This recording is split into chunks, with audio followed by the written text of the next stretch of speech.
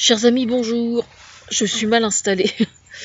Ce soir, je vais vous parler de sexe et de religion. Oui, ça fait beau, ça englobe assez bien. Mais il se trouve que je viens d'entendre les cloches dans mon village là. Je crois qu'il y a la messe aujourd'hui. Et donc je me suis dit tiens, puisqu'il y a la messe, je vais parler de sexe. Eh bah oui. Eh bah oui. Bon alors, en fait, il se trouve que une des raisons pour lesquelles je suis la conseillère du pape, c'est notamment à cause du sexe, figurez-vous. Et le pire, c'est que c'est pas une blague. Et oui, parce que il se trouve que j'ai tenu sur mon forum des propos qui ont interpellé la religion, à juste titre. Parce que ce que je dis, c'est pas que des conneries, c'est la stricte vérité. Alors, la stricte vérité, qu'est-ce que c'est? Eh bien, c'est tout simplement que dans n'importe quelle religion, enfin en tout cas les 4 religions du livre, il existe probablement des religions qui accordent le droit à la femme de jouir sexuellement, mais comme disait ma petite sœur quand elle était petite, oh, j'ai du mal à quoi? J'ai du mal à quoi? Il n'empêche que moi je vais me contenter des 4 religions du livre, déjà, c'est déjà pas mal. Parce qu'en fait ce sont elles qui font plus de mal, donc je pense que... voilà, bon. Oui, entre juifs, musulmans, catholiques, etc. Oui, malheureusement, la femme en est là, quoi. C'est-à-dire qu'en fait, la totalité des religions du livre considère que la femme n'a absolument aucun droit à la jouissance sexuelle. Voilà.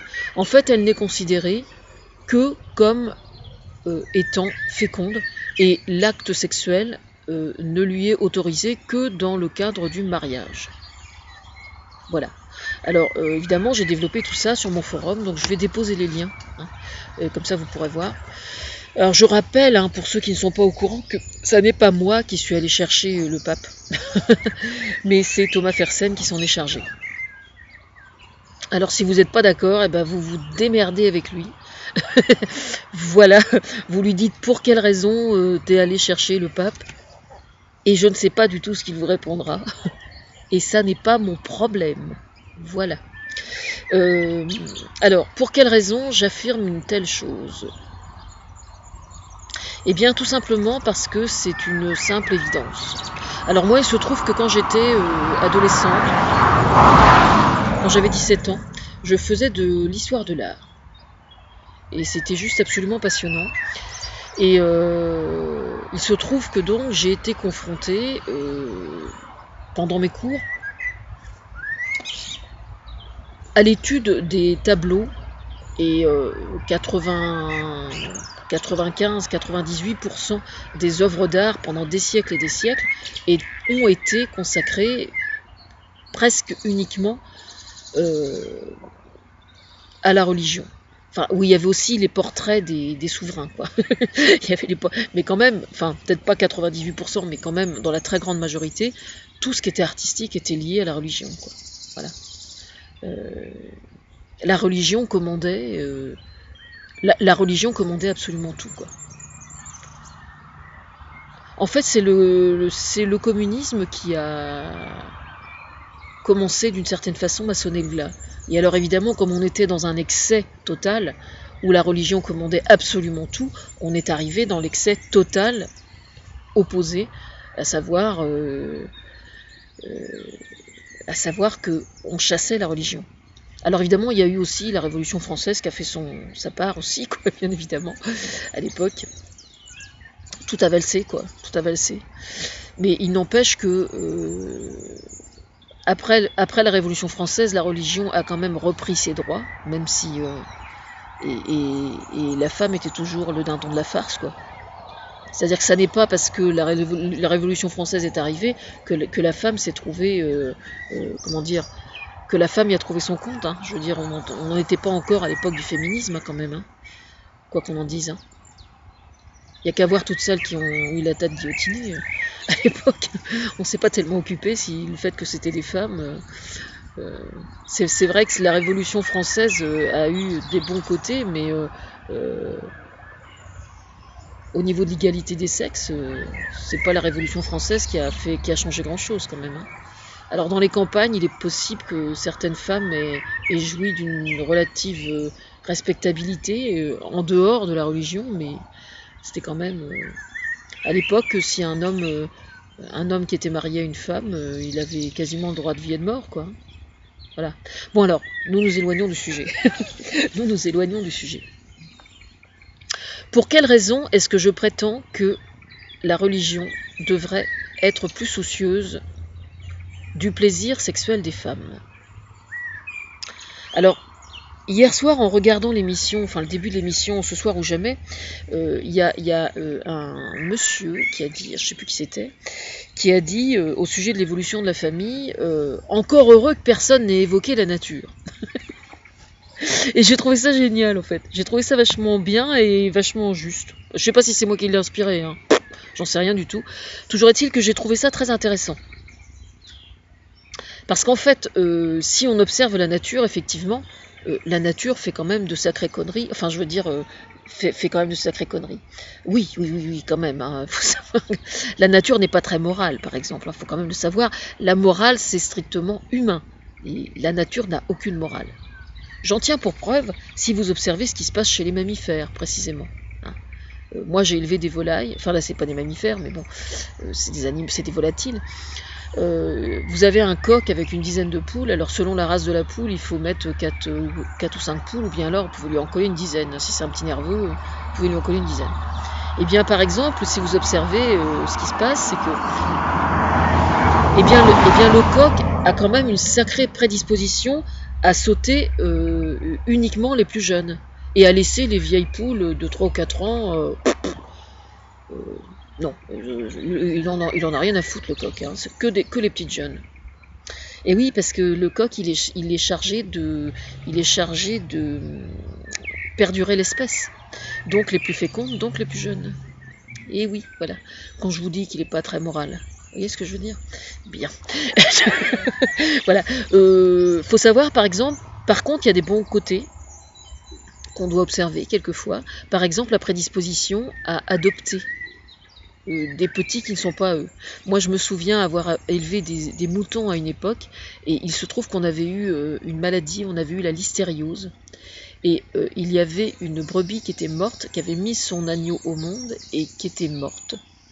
Eh bien, on avait fait venir un berger qu'on connaît, et il se trouve que une autre brebis qui avait eu des petits qui étaient plus vieux, qui avaient 1 mois à peu près, la brebis répondait à l'agneau qui était orphelin. Aucune brebis ne réagissait de tout le troupeau, tout le monde était en train de manger et tout, et elle était au milieu, et elle taillait la bavette avec l'agneau qui était tout seul dans la bergerie. Elle ne le voyait pas. L'agneau l'appelait, elle répondait à l'agneau. Ils n'arrêtaient pas de discuter. Je dis au berger, je lui dis, mais t'entends quand même?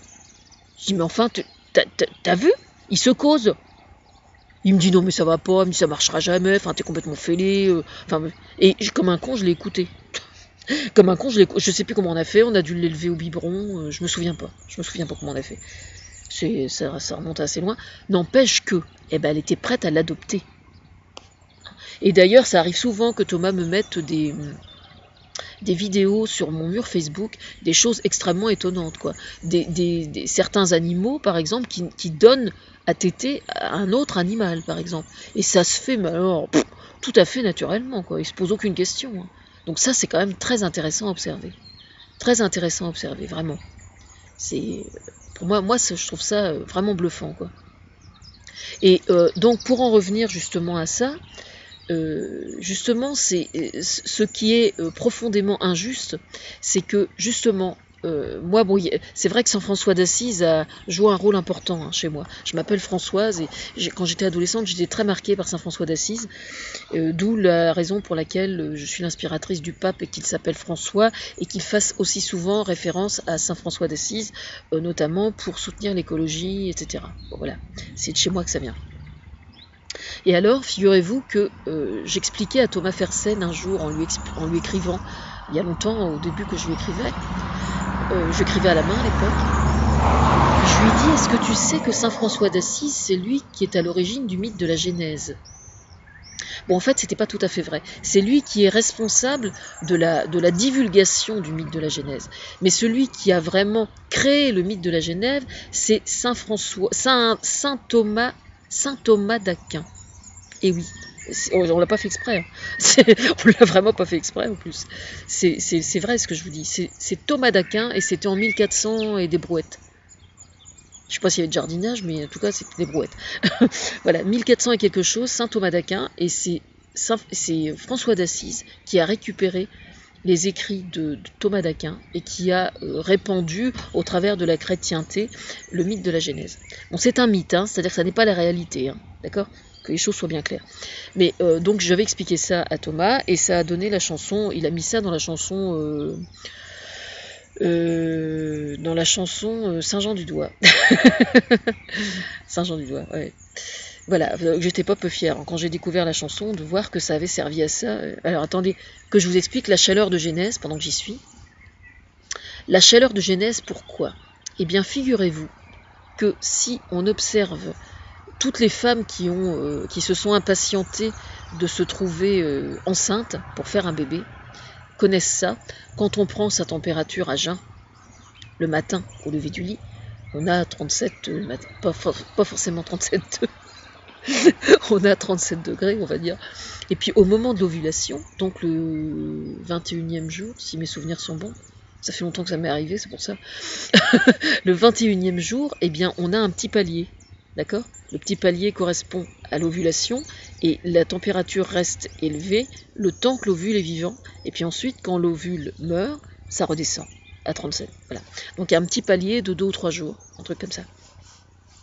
Eh bien, toutes les femmes qui font ça savent qu'à ce moment précis, elles ont ovulé. Et comme par hasard, mesdames, ou mesdemoiselles, quand c'est de demoiselles, eh bien c'est à ce moment-là particulièrement qu'elles ont envie de faire crac-crac, qu'elles ont envie de faire l'amour. Et oui, alors évidemment s'ensuit effectivement aussi des sécrétions des glaires, etc. au niveau du vagin, justement pour faciliter la relation sexuelle. Tout ça pour dire que le désir de faire l'amour est lié à l'instinct de reproduction. Mais il se trouve que l'être humain éprouve le besoin aussi de faire l'amour, d'avoir des relations sexuelles uniquement pour prendre du plaisir. Et c'est un des rares mammifères qui ait cette caractéristique-là. Alors je tiens à signaler à messieurs que les femmes aussi ont ce besoin-là. N'en déplaise à certains, parce qu'il y a des gens qui ne sont pas encore au courant, je crois. Alors en fait, moi je pensais, quand je tenais ce discours-là sur mon forum, je pensais que c'était quand même quelque chose de relativement admis, quoi, hein, quand même. Hein. Et puis en fait, bon, comme je suis l'inspiratrice de Tout France Télévisions, mais aussi de France Inter, Radio France et tout ça depuis plusieurs années, j'avais entendu une émission, excusez-moi je bouge ma table, j'avais entendu une émission sur France Inter, dont j'étais donc l'inspiratrice aussi, et ils ont consacré une émission, enfin plusieurs émissions sur le sujet, que j'avais écouté. Et j'étais absolument consternée, quoi. Parce qu'en fait, ça n'est absolument pas acquis, quoi. Contrairement à ce que certains pensent. Ça n'est absolument pas acquis. Il y a énormément de cultures encore aujourd'hui où une femme qui a envie de faire l'amour, sans pour autant avoir envie d'avoir un enfant, se trouve vraiment stigmatisée. Alors moi, j'ai trouvé ça assez hallucinant quand même, quoi. Alors je vais mettre les liens sous la vidéo, parce que c'est un sujet vraiment très très intéressant. Alors, pour quelle raison n'importe quelle femme est-elle en droit de revendiquer, d'avoir... Alors, ça ne signifie pas pour autant qu'une femme, sous prétexte sous prétexte qu'elle a le droit à la jouissance sexuelle, va trouver parfaitement cohérent de s'envoyer en l'air avec n'importe qui. Et je considère que c'est exactement la même chose pour un homme. Alors, il y a un truc tout bête, qu'il faut tout simplement redécouvrir, qui s'appelle la masturbation. Voilà. Et ça permet au moins de se soulager, quoi. Alors, je tiens à signaler, pour ceux qui ne sont pas au courant, que ce que je prétends là, hein, aujourd'hui, est parfaitement cautionné par l'Église. Vous avez bien entendu ce que je viens de dire. C'est parfaitement cautionné par l'Église. Alors, pour la petite histoire, je vais vous expliquer. Il se trouve que moi, j'avais une correspondante à une époque qui était en Sibérie, qui s'appelle toujours, j'espère, Alechka, qui était prof de français avec laquelle je communiquais. Bon, j'en ai déjà parlé à droite à gauche au sujet de la censure de Poutine, enfin, ça c'est autre chose. Et donc, bref, la Sibérie, oui, ça m'intéresse, la Sibérie. Et puis, donc étant l'inspiratrice de Tout France Télévisions, évidemment, l'émission Jour du Seigneur et toutes les émissions religieuses du dimanche matin, j'en suis aussi l'inspiratrice, y compris auprès d'imams, etc., de gens très importants dans toutes les religions, qui suivent ce que je dis avec le plus grand intérêt et qui se donnent un mal de chien d'ailleurs pour que je continue à suivre. Et je dois reconnaître que je n'écoute jamais. Parce que moi je crois en Dieu, c'est vrai, mais j'ai besoin de personne pour m'expliquer comment on fait pour croire en Dieu, et si j'ai envie de lui causer et de l'engueuler, j'ai besoin de personne. Hein. Alors c'est comme ça, voilà. C'est pour ça que je ne vais jamais à la messe, d'ailleurs. Tout en étant la conseillère du pape. Voilà, il faut faire avec. Bon, toujours est-il que, donc, un jour, je ne sais plus quand est-ce que c'était, il y a 6 mois ou 1 an, j'étais absolument morte de rire, vraiment. Il y avait un reportage sur une petite paroisse en Sibérie, donc complètement paumée, quoi. Complètement paumée. Et puis, c'était une paroisse où il y avait des moines, justement. Et puis, le moine en question, donc je ne sais plus ce qu'il avait dit exactement dans l'émission, puis j'écoutais un peu distraitement, je dois reconnaître, en faisant à manger pour le dimanche. Et puis, d'un seul coup, il se met à regarder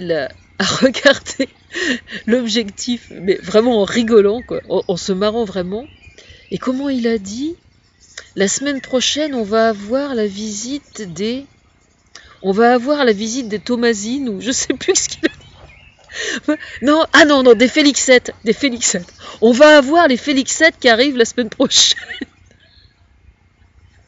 Alors, pour information, pourquoi les Félixettes ? Eh bien, parce que, tout simplement, Thomas Fersen a fait une chanson qui s'appelle Félix, où c'est l'histoire d'un centenaire qui revendique le droit de jouir à 100 ans, quoi, d'avoir des orgasmes et tout ça. Alors, il bouffe, il boit, enfin bref...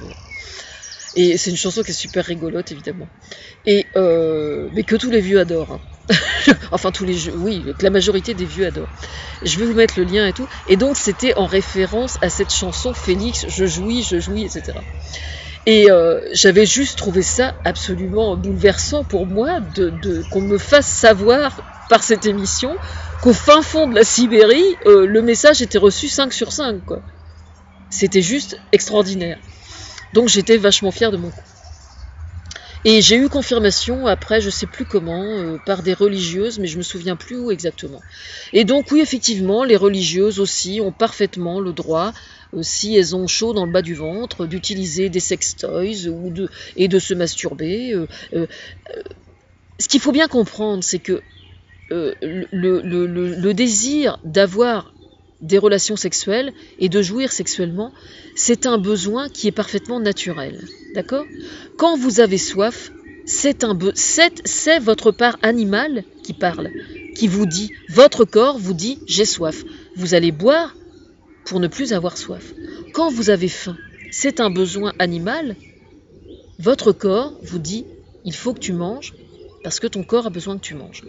Quand vous avez chaud dans le bas du ventre, vous avez besoin de vous soulager, eh bien, vous vous soulagez. Ça ne veut pas dire que vous devez vous envoyer en l'air avec n'importe qui, bien au contraire. Mais la main, c'est pas fait pour rien. Il existe des outils pour ça, hein, d'accord ? Et au moins, vous vous soulagez. Certes, c'est très loin, je sais de quoi je parle, c'est très loin de valoir une relation avec quelqu'un qu'on aime, mais ça permet au moins de parer aux plus urgents, quoi. Voilà, hein. Donc voilà. Donc j'imagine la tête de certains qui me regardent là et qui me disent mais qu'est-ce qu'elle nous fait qu'est-ce qu'elle nous fait là ? Eh bien c'est comme ça. Voilà. Et je mets au défi n'importe quel médecin d'aller à l'encontre de ce que je dis. Par contre, s'il y a des gens que ça défrise, je veux bien débattre avec eux, il n'y a absolument aucun souci, hein. J'assume, mais alors à 100%. De toute façon, je sais que j'ai tout le corps médical derrière moi, tous les médecins, tous les psychologues aussi, les psychiatres, et j'ai même le pape derrière moi. Alors franchement, voilà, c'est très loin de... Comment dire? Il faut faire attention à son corps, et sous cet angle-là aussi. Alors je vous signale que par rapport aux relations sexuelles, ma position à moi, je parle pas de ma position physique, je parle de ma position par rapport à la jouissance sexuelle, consiste justement à prendre soin de son corps et à surtout pas le prêter à n'importe qui. D'accord? Une chaise à 4 pieds. D'accord? Donc on est très loin de faire crac-crac la première fois, si vous voyez ce que je veux dire. Voilà. Pour ce soir, ce sera tout. Je trouve que c'est déjà pas mal, hein. Je suis sur un gros morceau, là. Voilà. Bonne fête des mamans, hein, pour demain, hein.